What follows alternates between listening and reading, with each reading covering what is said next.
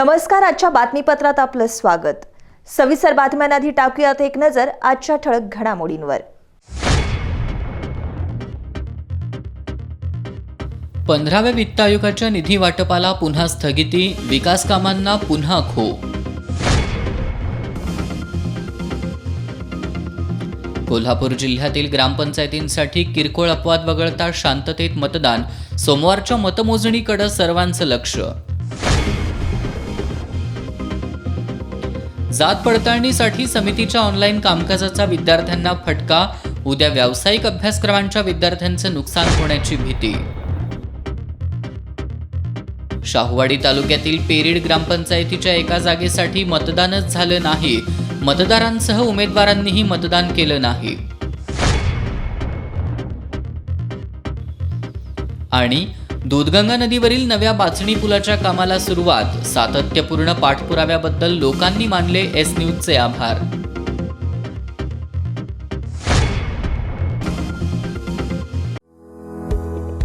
To achieve success and prosperity in business, the selection of the right place is very important.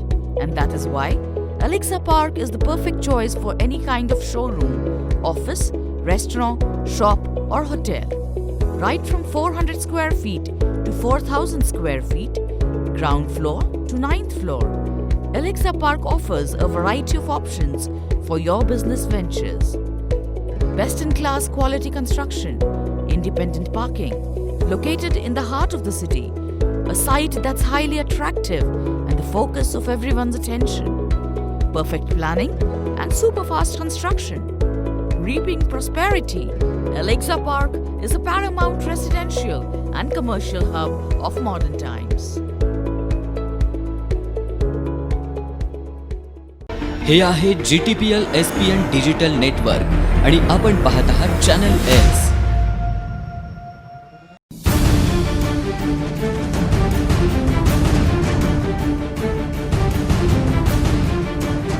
राजकारणाची खबरबात, समाजकारणाचा मागोवा,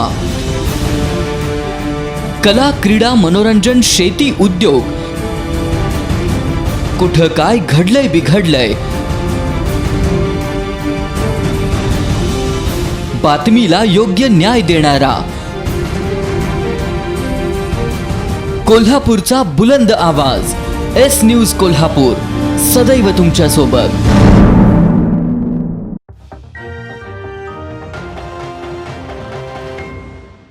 S news मध्ये आपलं पुन्हा एकदा स्वागत. 15व्या वित्त आयोगातील निधी वाटपाला उच्च न्यायालयानं आज पुन्हा स्थगिती दिली आहे. 15व्या वित्तच्या समान निधी वितरणाच्या मुद्द्यावरून गेल्या 4 महिन्यापासून न्यायालयीन वाद सुरू आहे. मात्र गेल्या एका महिन्याभरापूर्वीच न्यायालयानं यापूर्वी दिलेली स्थगिती उठवली होती. मात्र न्यायालयात दाखल पुनर्याचिकेवर आज सुनावणी होत न्यायालयानं पुन्हा एकदा निधी वितरणाला स्थगिती दिली. 15व्या वित्त आयोगातील निधीच्या समान वितरणाच्या मुद्द्यावरून गेले 4 महिन्यांपासून कोल्हापूर जिल्हा परिषदेतील सत्ताधारी आणि विरोधी सदस्यांमध्ये न्यायालयीन वाद सुरू आहे. उच्च न्यायालयानं महिन्यापूर्वी निधी वाटपावरील स्थगिती उठवली होती. त्यानुसार 16/8च्या फॉर्म्युल्यानुसार सत्ताधारी सदस्यांना 16 लाख तर विरोधी सदस्यांना 8 लाख रुपये निधी वाटपाचा निर्णय झाला होता. पण 1 जुलै 2020च्या केंद्रीय वित्त आयोगाच्या पत्रातील मार्गदर्शक सूचनानुसार लोकसंख्येवर 90% तर क्षेत्रफळावर 10% निधी वितरण करण्याच्या मागणीसाठी वंदना मगदूम यांनी पुन्हा उच्च न्यायालयात दाद मागितली होती. या याचिकेवर आज झालेल्या सुनावणीवेळी जिल्हा परिषदेनं 21 जानेवारीपर्यंत निधी वितरित करू नये असा आदेश उच्च न्यायालयानं दिलाय.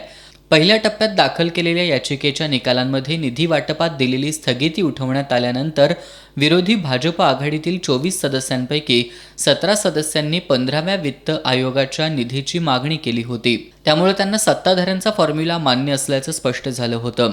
जिल्हा परिषद सभागृहाकडे केवळ 1 वर्षाचा कालावधी शिल्लक असल्यामुळं न्यायालयीन लढाईऐवजी मिळणाऱ्या निधीतून मतदारसंघात विकास कामं करण्याची भूमिका भाजपचे पक्षप्रतोद विजय भोजे यांच्यासह 17 सदस्यांनी घेतली होती. मात्र वंदना मगदूम यांनी 15व्या वित्त आयोगाबाबत पुनर्याचिका दाखल करून न्यायालयीन लढाई सुरू ठेवली आहे.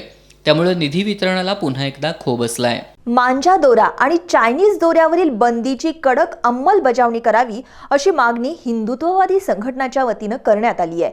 नायब तहसीलदार अनंत गुरव यांना या मागणीचं निवेदन सादर करण्यात आलं. पशुपक्ष्यांसह माणसांसाठी मांजा दोरा आणि चायनीज दोरा घातक ठरतोय. राष्ट्रीय हरित न्यायाधिकरणानं काचेचं लेपन लावलेल्या नायलॉन दोऱ्यापासून बनवलेल्या मांजाचं उत्पादन, साठा, विक्री आणि खरेदीवर बंदी घातली आहे. मात्र पतंग उडवण्यासाठी मांजा दोरा आणि चायनीज दोरा सर्रास वापरला जातोय. या घातक दोऱ्यावरील बंदीची कडक अंमलबजावणी करावी अशी मागणी हिंदुत्ववादी संघटनांच्या वतीनं करण्यात आली आहे. नायब तहसीलदार अनंत गुरव यांना याबाबतच्या मागणीचं निवेदन देण्यात आलं. मांजा दोऱ्यामुळे काही दिवसांपूर्वी नागपूर इथं एकाचा बळी गेला होता, तर कोल्हापूरमध्ये एका तरुणीला मांजा दोऱ्यामुळे गंभीर दुखापत झाली होती. प्रशासनानं मांजाची विक्री करणाऱ्यांवर कडक कारवाई करावी अशी मागणी निवेदनात करण्यात आली आहे. यावेळी किशोर घाटगे, महेश उरसाल, राजू यादव, शिवानंद स्वामी, सुशील भांदिगरे आदी उपस्थित होते. लसीकरणात प्रथम आम्ही लस घेऊ, न घाबरता स्वतःच्या सुरक्षिततेसाठी तुम्हीही लस घ्या, असं आवाहन खाजगी वैद्यकीय संघटनांचे अध्यक्ष प्रतिनिधी डॉक्टर यांनी केलंय. खाजगी वैद्यकीय संघटनांचे अध्यक्ष डॉक्टर, सामाजिक संस्थांचे प्रतिनिधी यांची गुरुवारी जिल्हाधिकारी कार्यालयात बैठक पार पडली. 16 जानेवारी रोजी जिल्ह्यात होणाऱ्या कोविड लसीकरण मोहिमेच्या अनुषंगानं जिल्हाधिकारी दौलत देसाई यांच्या अध्यक्षतेखाली खाजगी वैद्यकीय संघटनांचे अध्यक्ष, डॉक्टर, सामाजिक संस्थांचे प्रतिनिधी यांची गुरुवारी जिल्हाधिकारी कार्यालयात बैठक झाली. शनिवारी सुरू होणारा पहिला टप्पा यशस्वी करण्याचं आवाहन जिल्हाधिकारी दौलत देसाई यांनी केलं. लसीकरणाचा दुसरा आणि तिसरा टप्पाही यशस्वी करण्यासाठी जनजागृती करावी असं आवाहनही त्यांनी केलं. या बैठकीसाठी होमिओपॅथी संघटनेचे अध्यक्ष डॉक्टर हर्षवर्धन जगताप यांनी कोविशिल्ड व्हॅक्सिन अतिशय सुरक्षित असून ती सर्वांनी घ्यावी, प्रतिकारशक्ती निर्माण होईल, त्यामुळे सर्वांनी लस घेण्याचं आवाहन केलंय. 16 तारखेला होणाऱ्या राष्ट्रीय वॅक्सिनेशनच्या निमित्तानं मी सर्व जिल्ह्यातील हेल्थ वर्कर्स, डॉक्टर्स आणि ज्येष्ठ नागरिक व सर्व नागरिकांना आवाहन करतो की त्यांनी हे जे कोविशिल्ड व्हॅक्सिन येऊ घातलेलं आहे ते सर्वांनी घ्यावं. ते अतिशय सेफ आहे आणि त्यामुळे आपल्याला कोरोना विरुद्ध आपल्याला इम्युनिटी तयार होईल आणि मी असं आवाहन करतो की सर्वांनी ते व्हॅक्सिन जरूर घ्यावं. करवीर तालुक्यातील 49 ग्रामपंचायतींसाठी शांततेत पण चुरशीनं मतदान झालं. गावाचे कारभारी निवडण्यासाठी मतदारांमध्ये उत्साह दिसत होता. सकाळी 7:30 वाजल्यापासून मतदान प्रक्रिया सुरू झाली. सुरुवातीला काही गावात मतदान यंत्र सुरू करताना तांत्रिक अडचणी निर्माण झाल्या, पण केंद्र अधिकाऱ्यांनी त्या दूर केल्यानं मतदान प्रक्रियेवर त्याचा कोणताही परिणाम झाला नाही. भामटे गावात 2 तास मतदान यंत्रच बंद पडलं, तर कोपार्डे इथं बॅलेट मशीन बदलण्यात आलं. सकाळपासूनच मतदारांनी मतदान केंद्रांवर रांगा लावल्या होत्या. उमेदवारांच्या समर्थकांकडून मतदारांना मतदान केंद्रापर्यंत आणण्यासाठी वाहनांची सोय करण्यात आली होती. मतदार केंद्रापर्यंत प्रवेश करेपर्यंत पॅनेल प्रमुख आणि उमेदवार मतदारांचं लक्ष वेधून घ्यायचा प्रयत्न करत होते. नागदेववाडी इथल्या केंद्रावर सकाळी मतदानासाठी मोठी गर्दी होती. दुपारनंतर केंद्रांवर तुरळक प्रमाणात मतदार दिसत होते. भामटेमधील दीपक देसाई यांनी चक्क घोड्यावरून येत मतदानाचा हक्क बजावला. बालिंगा इथं प्रशासनाच्या वतीनं आदर्श मतदान केंद्र उभारण्यात आलं होतं. कोपार्डे इथं बोगस मतदान झाल्याच्या संशयावरून सुमारे अर्धा तास वादावादी सुरू होती.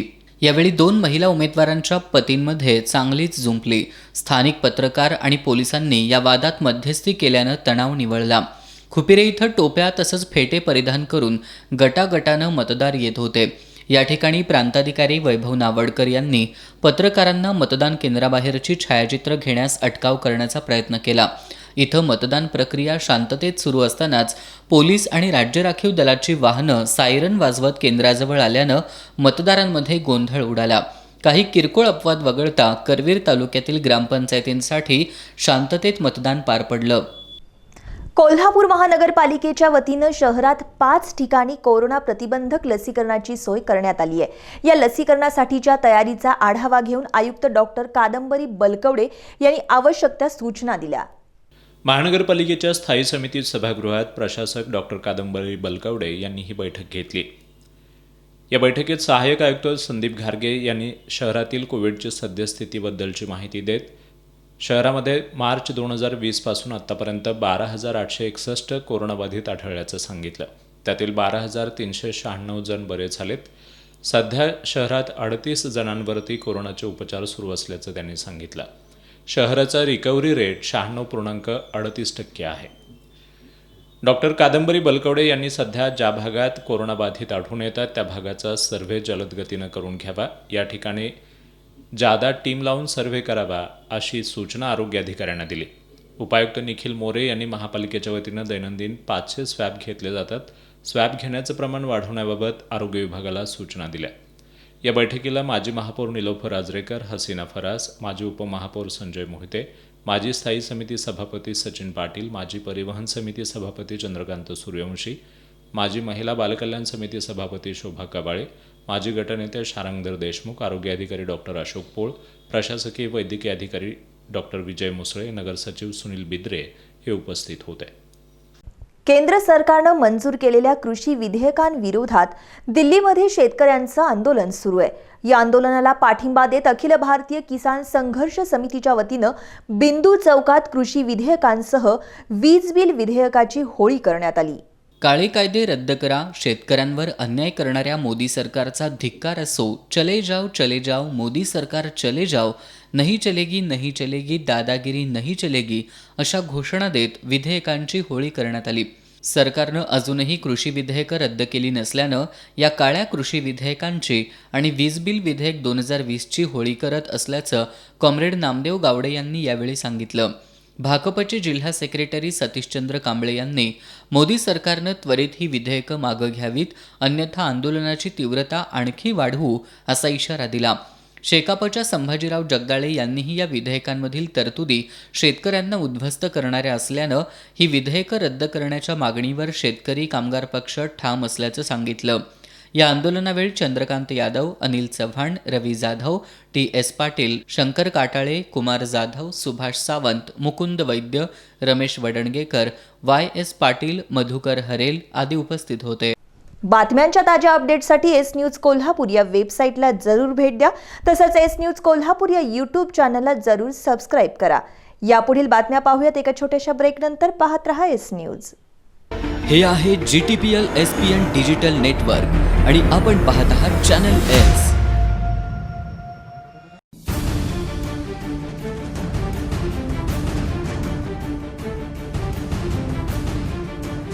राजकारणाची खबरबात, समाजकारणाचा मागोवा, कला, क्रीडा, मनोरंजन, शेती, उद्योग, कुठं काय घडलंय बिघडलंय, बातमीला योग्य न्याय देणारा, कोल्हापूरचा बुलंद आवाज, एस न्यूज कोल्हापूर, सदैव तुमच्या सोबत.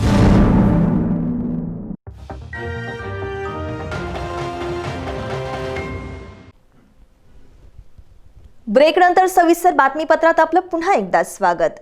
करवीर आणि कागल तालुक्याला जोडणारा कागल तालुक्यातील बाचणी इथला दूधगंगा नदीवरील पूल कमी उंचीचा असल्यानं पावसाळ्यात पूल पाण्याखाली जात असल्यानं परिसरातील 20 ते 25 गावांची अडचण होत होती.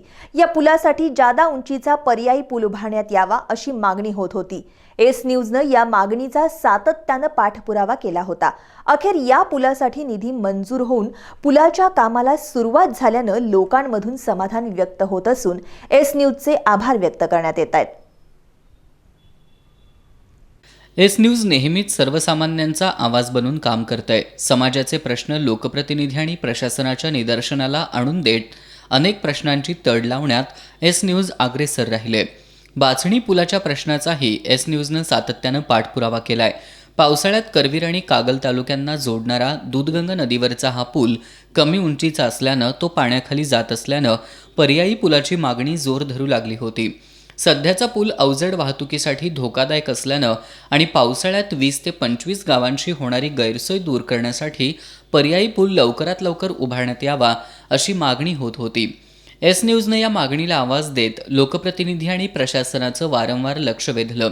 या पाठपुराव्याला यश येऊन पुलासाठी 4 कोटी 1 लाख रुपये तर ॲप्रोच रोड आणि अन्य कामासाठी 4 कोटी 4 लाख असा 8 कोटी 5 लाख रुपयांचा निधी मंजूर झालाय.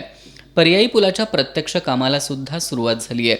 पुलाचं काम सुरू झाल्यानं बाचणीसह परिसरातील ग्रामस्थ तसंच ऑडिटर असोसिएशनचे शिवाजी परीट, अनिल जोशी, पंढरी पोतदार, दूधगंगा धरण सोसायटीचे व्यवस्थापक भाऊसाहेब कांबळे, एकनाथ पाटील, उमर शानी दिवाण यांनी एस न्यूजचे आभार मानलेत.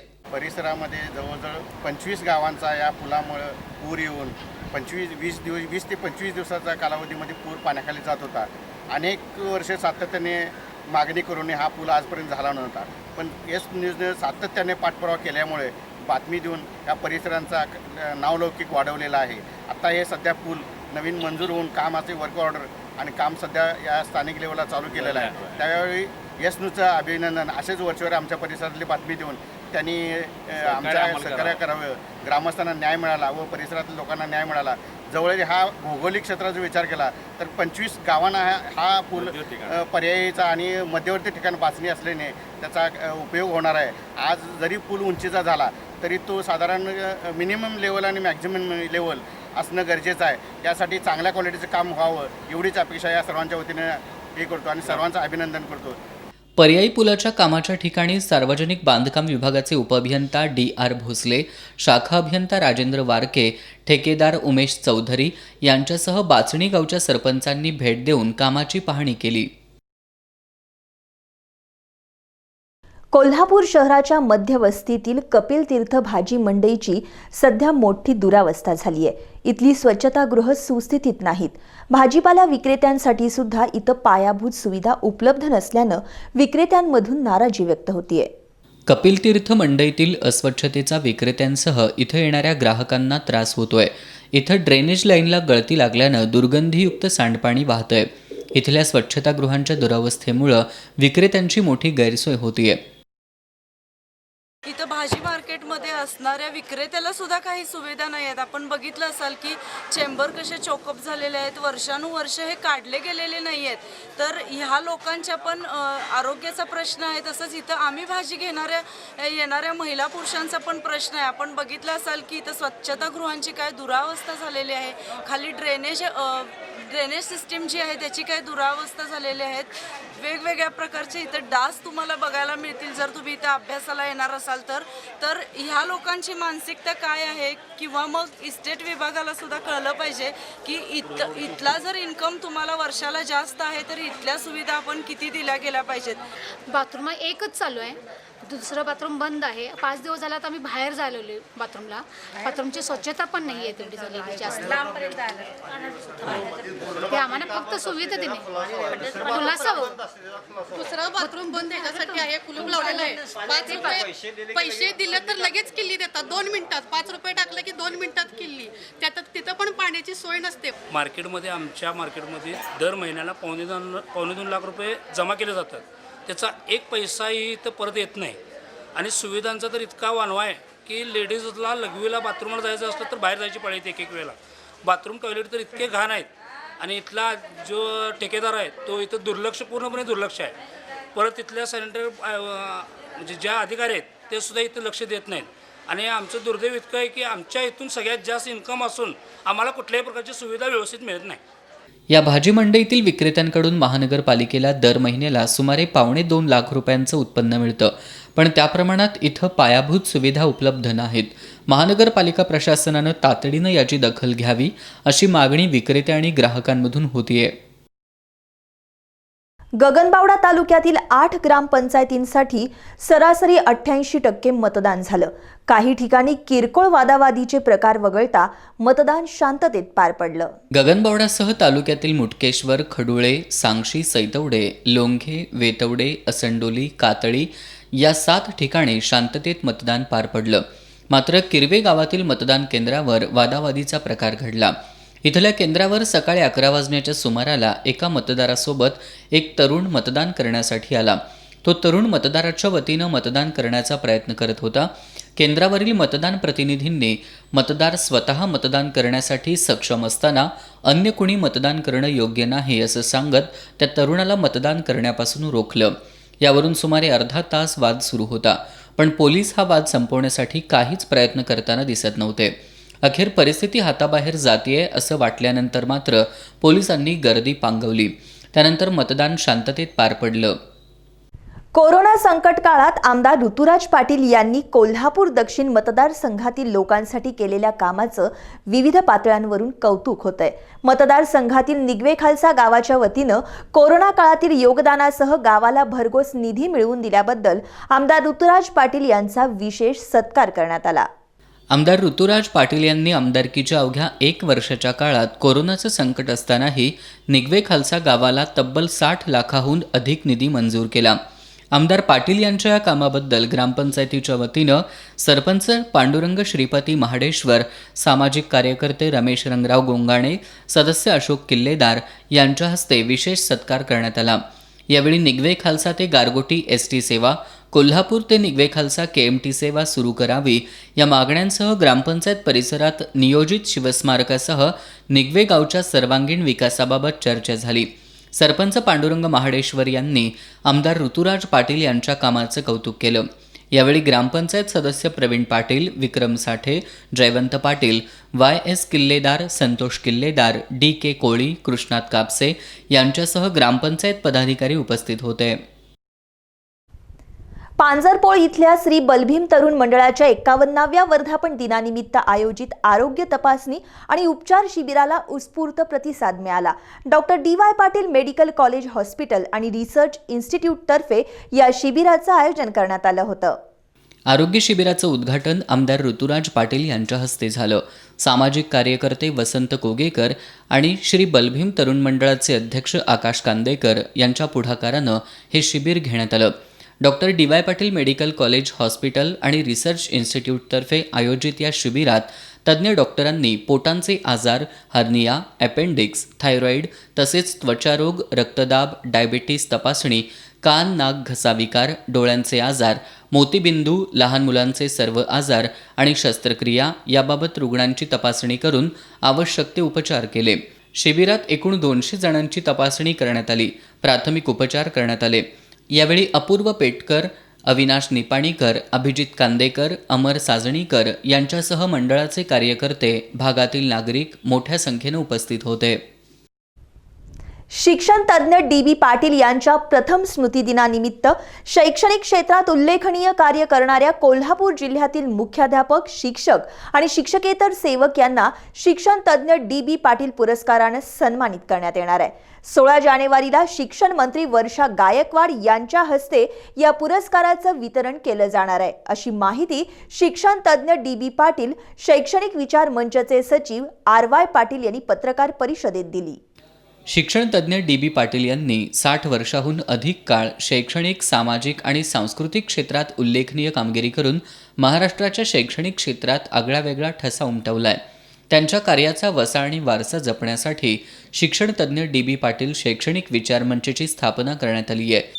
या विचारमंचच्या वतीनं त्यांच्या प्रथम स्मृतिदिनानिमित्त शैक्षणिक क्षेत्रात उल्लेखनीय कार्य करणाऱ्या कोल्हापूर जिल्ह्यातील मुख्याध्यापक, शिक्षक आणि शिक्षकेतर सेवक यांना शिक्षणतज्ज्ञ DB पाटील पुरस्कारानं सन्मानित करण्याचा निर्णय विचारमंचनं घेतला आहे, अशी माहिती DB पाटील शैक्षणिक विचारमंचचे सचिव RY पाटील यांनी दिली. एकूण 72 मुख्याध्यापक, शिक्षक आणि शिक्षकेतर सेवक यांची निवड पुरस्कारासाठी करण्यात आली आहे. 16 जानेवारीला न्यू महाविद्यालयाच्या प्रांगणात शालेय शिक्षण मंत्री वर्षा गायकवाड यांच्या हस्ते हा कार्यक्रम संपन्न होणार आहे. या समारंभाच्या अध्यक्षस्थानी ग्रामविकास मंत्री हसन मुश्रीफ असून पालकमंत्री सतेज पाटील आणि आरोग्य राज्यमंत्री राजेंद्र पाटील यड्रावकर यांची विशेष उपस्थिती असणार आहे. यावेळी आमदार जयंत असगावकर आणि आमदार अरुण लाड यांचा विशेष सत्कार केला जाणार आहे. पत्रकार परिषदेला प्रिन्स शिवाजी मराठा बोर्डिंगचे चेअरमन RD पाटील, अध्यक्ष BG बोराडे, शैक्षणिक व्यासपीठाचे अध्यक्ष SD लाड, प्राध्यापक CM गायकवाड, RY पाटील, उदय पाटील, खंडेराव जगदाळे आदी उपस्थित होते.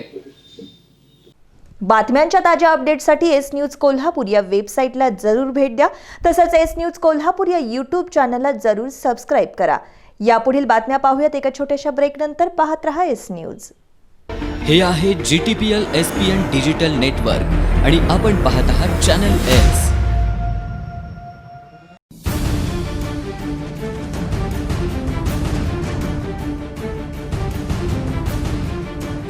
राजकारणाची खबरबात, समाजकारणाचा मागोवा, कला, क्रीडा, मनोरंजन, शेती, उद्योग, कुठं काय घडलंय बिघडलंय, बातमीला योग्य न्याय देणारा, कोल्हापूरचा बुलंद आवाज, एस न्यूज कोल्हापूर, सदैव तुमच्या सोबत.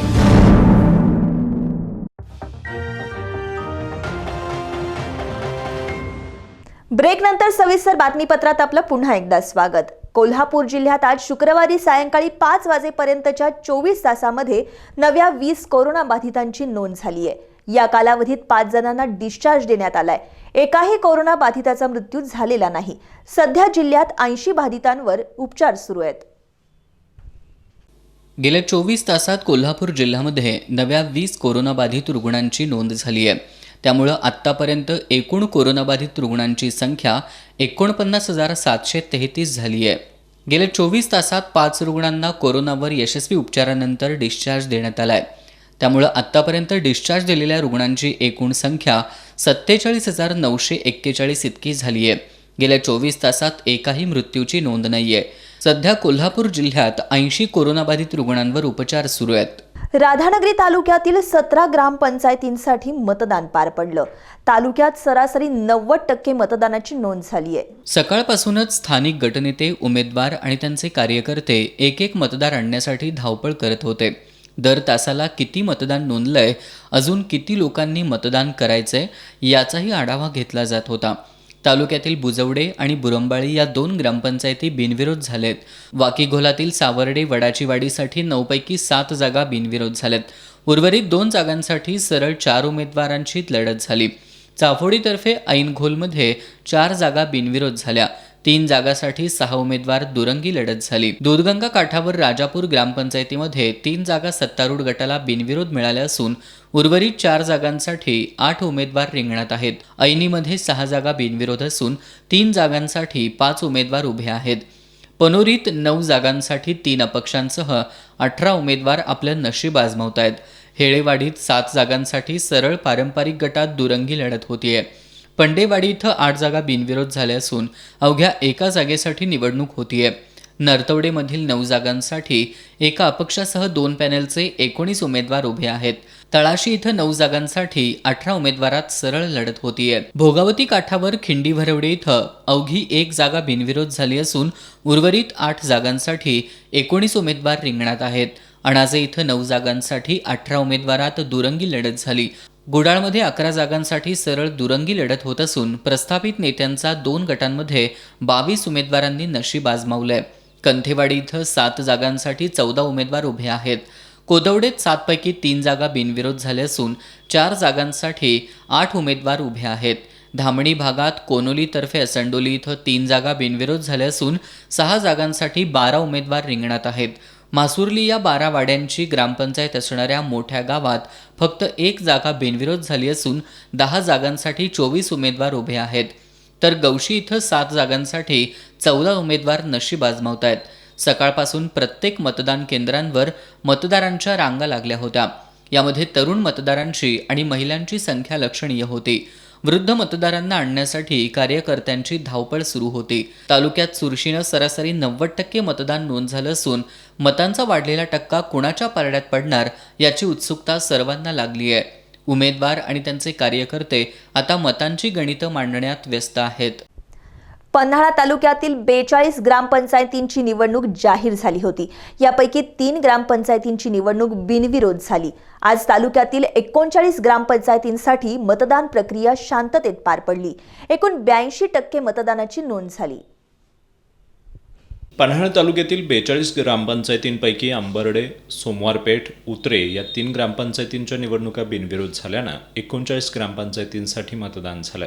39 ग्रामपंचायतींमधील 128 प्रभागातील 156 केंद्रांवर 324 जागांसाठी 774 उमेदवारांचं नशीब आज मतदान यंत्रात बंद झालं. तालुक्यातील 39,611 पुरुष मतदार आणि 35,549 स्त्री मतदार अशा 75,161 मतदारांनी मतदानाचा हक्क बजावला. तालुक्यामध्ये सरासरी 82.5% मतदानाची नोंद झाल्याची माहिती तहसीलदार रमेश शेंडगे यांनी दिली. तालुक्यातील सर्वात मोठी ग्रामपंचायत असणाऱ्या कोडोली, सातवे, मोहरे, पोर्ले या गावांमध्ये चुरशीनं मतदान झालं. सकाळपासून मतदान केंद्रांवर मतदारांनी रांगा लावल्या होत्या. नवमतदारांनी या ठिकाणी मतदानाचा हक्क बजावण्यासाठी उत्साह दाखवला. मतदान केंद्रांच्या ठिकाणी कोरोनाच्या पार्श्वभूमीवर आवश्यक ती दक्षता घेण्यात आली होती. व्यावसायिक अभ्यासक्रम प्रवेश प्रक्रियेसाठी जात वैधता प्रमाणपत्र सादर करण्याचा उद्या 16 जानेवारी रोजी अखेरचा दिवस आहे. आज ऑनलाईन प्रक्रियेत येणाऱ्या अडचणींमुळे अनेक विद्यार्थ्यांना वेळेत प्रस्ताव सादर करणं आणि त्रुटींची पूर्तता करणं शक्य झालेलं नाही. त्यामुळे संबंधित विद्यार्थ्यांनी आपलं शैक्षणिक नुकसान होण्याची भीती व्यक्त केली आहे. प्रशासनाने याची गंभीर दखल घेऊन विद्यार्थ्यांना न्याय द्यावा अशी मागणी माजी नगरसेवक तौफिक मुल्लानी यांनी केली आहे. विद्यार्थ्यांच्या शैक्षणिक अभ्यासक्रमासाठी जात वैधता प्रमाणपत्र महत्त्वाचं असतं. या प्रमाणपत्रासाठी याआधी प्रस्ताव सादर करण्यासह त्रुटी दूर करण्यासाठी ऑफलाईन पद्धतीचा अवलंब केला जात होता. मात्र कोरोनाच्या पार्श्वभूमीवर ही पद्धत ऑनलाईन करण्यात आली आहे. मात्र या ऑनलाईन प्रणालीमध्ये अर्जातील त्रुटी फेरदाखल करण्यासाठी कोणताच पर्याय नाही. शिवाय जात पडताळणी समितीकडून विद्यार्थ्यांच्या सोयीसाठी देण्यात आलेला टोल फ्री नंबरही लागत नसल्यानं विद्यार्थ्यांना नाहक त्रास होताना दिसतोय. ऑनलाईन प्रणालीतील क्लिष्ट प्रक्रियेमुळे अनेक विद्यार्थ्यांना मुदतीत प्रस्ताव दाखल करणं अथवा त्यातील त्रुटींची पूर्तता करणं शक्य झालेलं नाही. अशा विद्यार्थ्यांना उद्या शनिवारपर्यंत जात वैधता प्रमाणपत्र मिळालं नाही तर आर्थिक आणि शैक्षणिक नुकसान होण्याची भीती वाटतेय. आणि माझं जवळजवळ 7 ते 8 वेळेस माझा फॉर्म जो आहे तो माझं ॲप्रुव्हल जे आहे ते रिजेक्ट झालं होतं. आणि त्याची जी काही त्रुटी आलेली होती ती त्रुटी आम्ही 7 ते 8 वेळेस आम्ही ती भरूनसुद्धा काढलेली, त्याची पूर्ततासुद्धा केलेली होती. तर त्याची पूर्तता केल्यानंतरसुद्धा म्हणजे आत्ता जी आम्ही स्टेट ऑफ अर्जन्सीमध्ये आहे, आता आमच्या समोर ती कंडिशन आहे की आमच्याकडं मला चांगले मार्क असूनसुद्धा माझ्याकडे फक्त एक कागद नाही आहे, एक CVC नाही आहे, म्हणून मला कदाचित गॅपसुद्धा घ्यावा लागू शकतो. म्हणजे माझं 1 वर्ष वायासुद्धा जाऊ शकतं. का? फक्त की व्हॅलिडिटी सर्टिफिकेट माझ्याकडे नसल्यामुळे भेटलं नाही कदाचित. तर मला शक्यतो गॅप घ्यावा लागेल किंवा माझी फील्ड पूर्ण चेंज करावी लागेल. विद्यार्थ्यांना वेळेत प्रमाणपत्र मिळालं नाही तर त्याला बार्टी आणि जात पडताळणी समिती कार्यालय जबाबदार असेल असा आरोप माजी नगरसेवक तौफिक मुल्लानी यांनी केलाय. ही चुकीची प्रणाली बदलण्यात यावी यासाठी पुढलं पाऊल उचलू असा इशाराही त्यांनी दिलाय. पण या ठिकाणी अतिशय चुकीच्या पद्धतीची यंत्रणा राबवली जात आहे. मुख्य अधिकारीसुद्धा जागेवर आज नाही आहेत. संबंधित अधिकाऱ्यांना याच्यातली पूर्ण माहिती नाही आहे. आणि उद्या जर आपण जात पडताळणी प्रमाणपत्र देऊ शकलो नाही तर विद्यार्थ्यांच्या होणाऱ्या नुकसानीला कोण जबाबदार? या अशा भोंगळ कारभाराविरुद्ध आम्ही या ठिकाणी आवाज उठवणार आहोत. आणि येत्या काही दिवसांमध्ये निश्चितपणे ही चुकीची प्रणाली सुधारण्यात यावी यासाठी आम्ही ठोस असे पाऊल उचलणार आहोत. पण ज्या विद्यार्थ्यांच्या या नुकसानीला जात पडताळणी प्रमाणपत्र आणि बार्टी या संस्थाच जबाबदार आहे असं आमचं मत आहे. विद्यार्थ्यांचं शैक्षणिक नुकसान होऊ नये यासाठी ज्या विद्यार्थ्यांनी वेळेत प्रस्ताव सादर करण्याबरोबरच त्रुटींची पूर्तता केली आहे त्यांना रात्री उशिरापर्यंत ऑनलाईन पद्धतीनं जात वैधता प्रमाणपत्र देण्यात येणार असल्याचं जात वैधता प्रमाणपत्र समितीचे सदस्य सचिन साळे यांनी सांगितलं. जे विद्यार्थी त्रुटी पूर्ण करत आहेत त्यांचे तात्काळ त्रुटींचं निर्गत करून ज्या विद्यार्थ्यांनी काल संध्याकाळपर्यंत 6:30 वाजेपर्यंत त्रुटीची पूर्तता केली त्यांना आज संध्याकाळपर्यंत त्या विद्यार्थ्यांच्या मेलवर ऑनलाईन वैधता प्रमाणपत्र निर्गत करण्यासाठी आमची यंत्रणा आहे. आज कितीही कार्यालयात उशीर झाला, ज्या विद्यार्थ्यांनी वेळेत प्रस्ताव सादर केला, त्रुटीची पूर्तता केली, त्यांचं शैक्षणिक नुकसान न होण्याच्या दृष्टीनं आमचं नियोजन चालू आहे. ज्या विद्यार्थ्यांनी मुदतीनंतर प्रस्ताव अथवा त्रुटी सादर केल्या आहेत त्या विद्यार्थ्यांचे अर्ज समितीसमोर ठेवण्याबाबतचं नियोजन सुरू असल्याचं प्रशासनाकडून सांगण्यात आलं. मोबाईलवरून एखाद्याशी संपर्क साधला की आपल्याला अभिनेता अमिताभ बच्चन यांचा कोरोनाविषयी जनजागृती करणारा संदेश ऐकू येतो. मात्र आजपासून अमिताभ बच्चन यांचा आवाज ऐकू येणार नाही, कारण त्या जागी आता लसीकरणासंदर्भात जनजागृती करणारी कॉलर ट्यून वाजणार आहे. कोरोनाच्या वाढत्या संसर्गानंतर शासनानं नागरिकांनी कोणती खबरदारी घ्यावी यासाठी विविध माध्यमातून जनजागृती सुरू केली. याचाच भाग म्हणून मोबाईलवरील कॉलर ट्यून सुरुवातीला देशभरातील लोकांना हा साथीचा रोग टाळण्यासाठी आणि या आजाराशी लढाई करण्यासाठी संदेश देत होती. त्यानंतर ही कॉलर ट्यून अनलॉकच्या मेसेजमध्ये बदलली गेली. बरेच दिवस लोक फोनवर अनलॉक प्रक्रियेचा मेसेज आणि कोरोनापासून बचाव असं ऐकत होते. त्यानंतर या कॉलर ट्यूनद्वारे अमिताभ बच्चन यांच्या आवाजानं कोरोनाबाबत सावधगिरी बाळगण्याचा सल्ला देण्यात येत होता. नमस्कार. हमारा देश और पूरा विश्व आज कोविड-19 की चुनौती का सामना कर रहा है. कोविड-19 अभी खत्म नहीं हुआ है. ऐसे में हमारा फर्ज है कि हम सतर्क रहें. इसलिए जब तक दवाई नहीं तब तक कोई ढिलाई नहीं.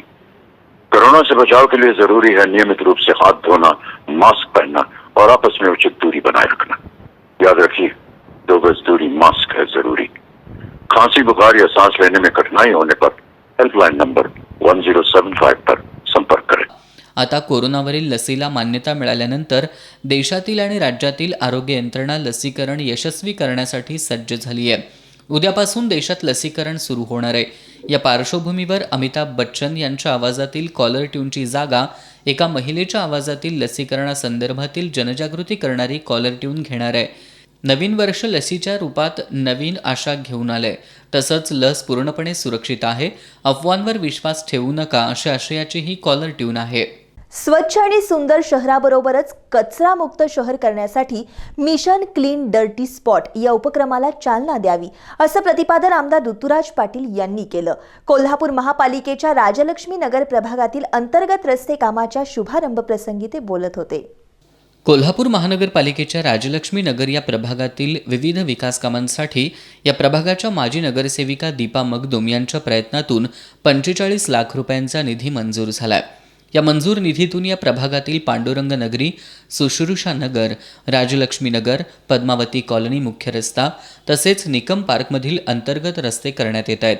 या रस्ते डांबरीकरणाचा शुभारंभ आमदार ऋतुराज पाटील, आमदार जयंत असगावकर यांच्या उपस्थितीत आणि माजी नगरसेविका दीपा मगदुम यांच्यासह मान्यवरांच्या हस्ते झाला.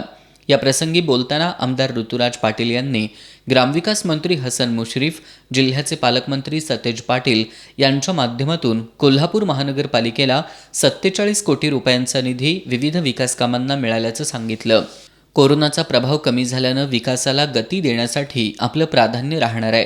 राजलक्ष्मी नगर प्रभागातील रिटेलिंग वॉलसाठी आपण आमदार निधीतून 10 लाख रुपये देत असल्याची घोषणा आमदार ऋतुराज पाटील यांनी केली.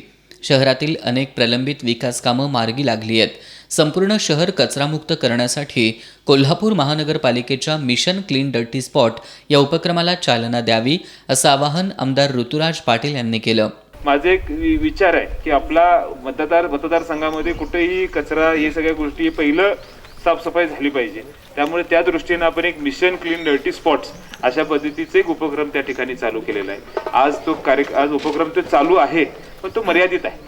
तो आपण महापुरांच्या नंबरवर त्या ठिकाणी आपण तो चालू केला आहे. तिथं ज्यांच्याकडे त्यांचा नंबर आहे तिथं त्या ठिकाणी कुठेही कचरा दिसला त्याचा फोटो त्या ठिकाणी टाकला जातो, व्हॉट्सअप ग्रुपवर येतो. त्याचं आम्ही पटकन एका दिवसामध्ये साफसफाई झाली पाहिजे याची काळजी घेतो. ताबडतोब त्या अधिकाऱ्यांना आम्ही त्या ठिकाणी आदेश देतो. अशा पद्धतीचा उपक्रम त्या ठिकाणी एक ट्रायल रनवर आम्ही गेले कोरोनाच्या वेळी त्या ठिकाणी चालू केला आणि तो चांगल्या पद्धतीने चालू झालेला. आता तो आम्ही मोठ्या संख्येने त्या ठिकाणी जातोय. आपल्या सगळ्यांची इन्व्हॉल्वमेंट, जिथं जिथं आपल्याला कचरा दिसेल मोठा त्या ठिकाणी खराब कचरा ज्या ठिकाणी दिसतो, कोंडाळ दिसतो, आपण पटकन त्या ठिकाणी त्या ग्रुपवर टाकला तर त्याची साफसफाई होऊन जाईल. निकम पार्कमधील रस्त्यासाठी माजी नगरसेविका दीपा मगदुम यांनी 12 लाख रुपये स्वनिधीतून उपलब्ध करून दिलेत. राजकारणात आणि समाजकारणात काम करताना स्वतःचे पैसे खर्च करून विकास कामं करणारे फार कमी असतात.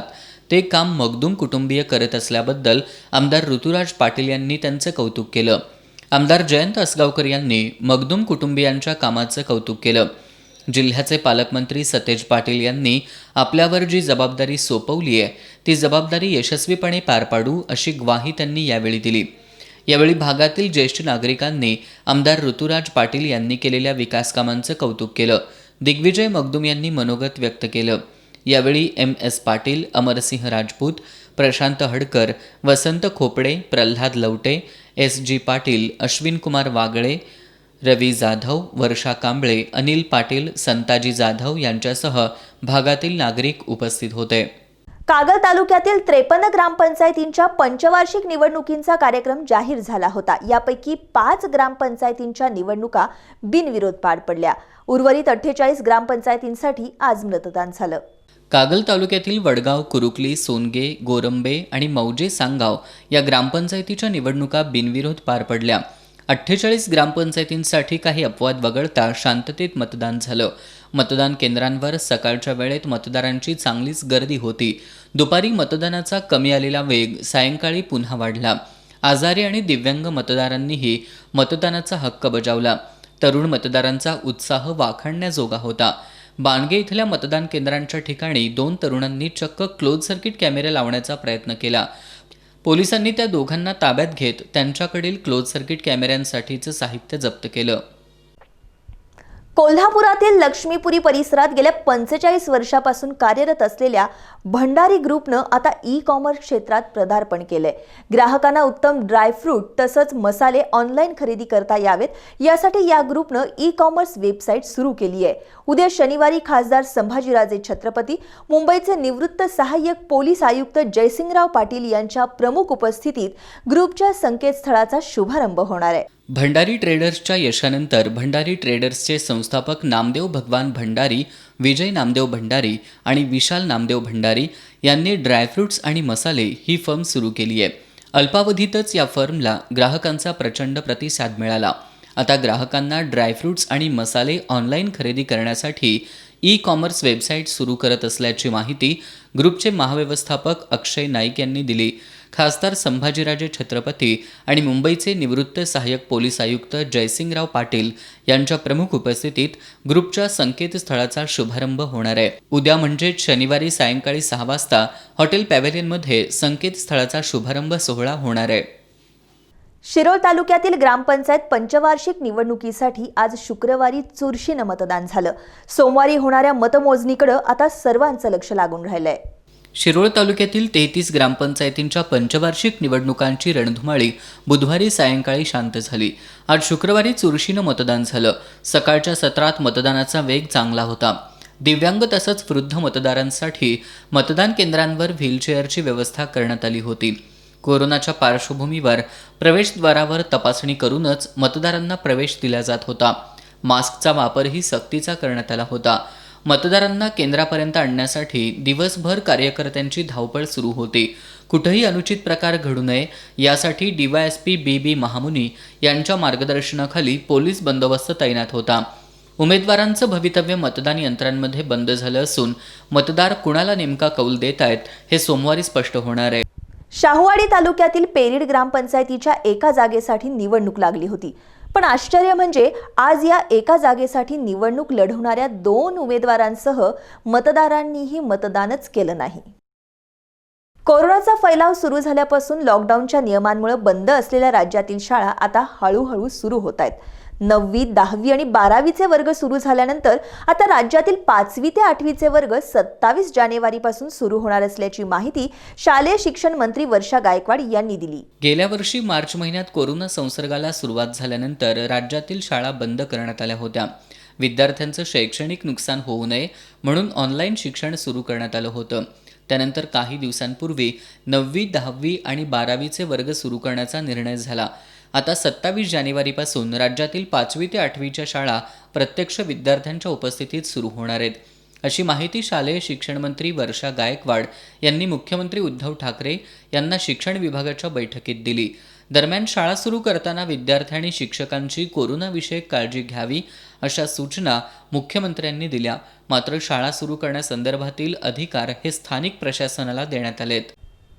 शाहूवाडी तालुक्यातील 33 ग्रामपंचायतींसाठी सरासरी 74% मतदान झालं. यावेळच्या मतदानात नवमतदारांचा उत्साह अधिक जाणवत होता. शाहूवाडी तालुक्यातील निवडणूक जाहीर झालेल्या गावांमध्ये आज चुरशीनं मतदान झालं. तालुक्यात 72% मतदानाची नोंद झाली. माझा गाव माझा विकास या भावनेतून मतदार मतदानाचा हक्क बजावताना दिसत होते. नवमतदारांसह वयोवृद्ध मतदारांनी मतदान केंद्रांवर येऊन आपला मतदानाचा हक्क बजावला. नवमतदारांमध्ये इथं खास उत्साह दिसून येत होता. शाहूवाडी तालुक्यात 33 गावांमध्ये चुरशीनं आणि शांततेनं मतदान पार पडलं. एकूण 452 उमेदवारांचं भवितव्य आज मतदान यंत्रांमध्ये बंद झालं. या सर्व उमेदवारांना आता निकालापर्यंत हुरहुर लागून असणार आहे. शाहूवाडीचे पोलीस निरीक्षक विजय पाटील, सहाय्यक पोलीस निरीक्षक भालचंद्र देशमुख यांच्या नेतृत्वाखाली तालुक्यात पोलीस बंदोबस्त तैनात असल्यामुळे कुठेही अनुचित प्रकार घडला नाही. कोरोनाच्या पार्श्वभूमीवर मतदान केंद्रांच्या ठिकाणी थर्मल स्कॅनर तसंच सॅनिटायझरची व्यवस्था वैद्यकीय विभागाकडून करण्यात आली होती. करवीर तालुक्यातील गडमुडशिंगी ग्रामपंचायतीच्या पंचवार्षिक निवडणुकीसाठी आज अत्यंत चुरशीनं 77.35% मतदान झालं. न्यू वाडदे ग्रामपंचायतीसाठी 86.79% मतदान झालं. सकाळपासूनच मतदारांचा उत्साह दिसून येत होता. गडमुडशिंगी ग्रामपंचायतीच्या पंचवार्षिक निवडणुकीसाठी काँग्रेस आघाडी, भाजप आघाडी, राष्ट्रवादी काँग्रेस, शिवसेना आणि RPI अशी तिरंगी लढत झाली. करवीर तालुक्याच्या पूर्व भागातील सर्वात मोठी ग्रामपंचायत म्हणून या ग्रामपंचायतीच्या निवडणुकीकडे सर्वांचं लक्ष लागलंय. इथल्या 17 जागांसाठी 48 उमेदवारांनी मतदारांकडे कौल मागितला. प्रचाराच्या दरम्यान इथल्या उमेदवारांनी अभिनव संकल्पना राबवत मतदारांशी संपर्क साधला. या निवडणुकीमध्ये प्रचंड चुरस असल्यामुळे मतदान केंद्रांवरही सकाळपासून गर्दी होती. मतदारांना केंद्रांपर्यंत आणण्यासाठी कार्यकर्त्यांची दिवसभर धावपळ सुरू होती. गडमुडशिंगी ग्रामपंचायतीसाठी सायंकाळपर्यंत 77.35% मतदान झालं. न्यू वाडदे, चव्हाणवाडी इथंही आज शांततेत मतदान पार पडलं. मतदान केंद्रांवर मतदान प्रतिनिधी म्हणून काही महिलांनीही काम पाहिलं. या ठिकाणी 9 जागांसाठी 18 उमेदवार निवडणूक रिंगणात आहेत. इथं 86.79% मतदानाची नोंद झाली. गडमुडशिंगी आणि न्यू वाडदे, चव्हाणवाडी इथं गांधीनगर पोलीस ठाण्याचे सहाय्यक पोलीस निरीक्षक दीपक भांडवलकर, सहाय्यक फौजदार अतुल कदम यांच्यासह पोलीस कर्मचाऱ्यांनी चोख बंदोबस्त ठेवला होता. गडमुडशिंगीमध्ये मोठ्या प्रमाणात चुरस असल्यानं इथंही पोलीस बंदोबस्त मोठ्या प्रमाणात तैनात होता. शेवटी एक नजर आजच्या ठळक घडामोडींवर.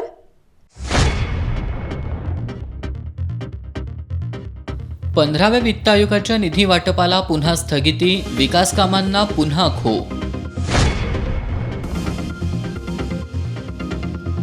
कोल्हापूर जिल्ह्यातील ग्रामपंचायतींसाठी किरकोळ अपवाद वगळता शांततेत मतदान, सोमवारच्या मतमोजणीकडे सर्वांचं लक्ष. जात पडताळणीसाठी समितीच्या ऑनलाईन कामकाजाचा विद्यार्थ्यांना फटका, उद्या व्यावसायिक अभ्यासक्रमांच्या विद्यार्थ्यांचं नुकसान होण्याची भीती. शाहूवाडी तालुक्यातील पेरीड ग्रामपंचायतीच्या एका जागेसाठी मतदानच झालं नाही. मतदारांसह उमेदवारांनीही मतदान केलं नाही. आणि दूधगंगा नदीवरील नव्या बाचणी पुलाच्या कामाला सुरुवात. सातत्यपूर्ण पाठपुराव्याबद्दल लोकांनी मानले एस न्यूजचे आभार.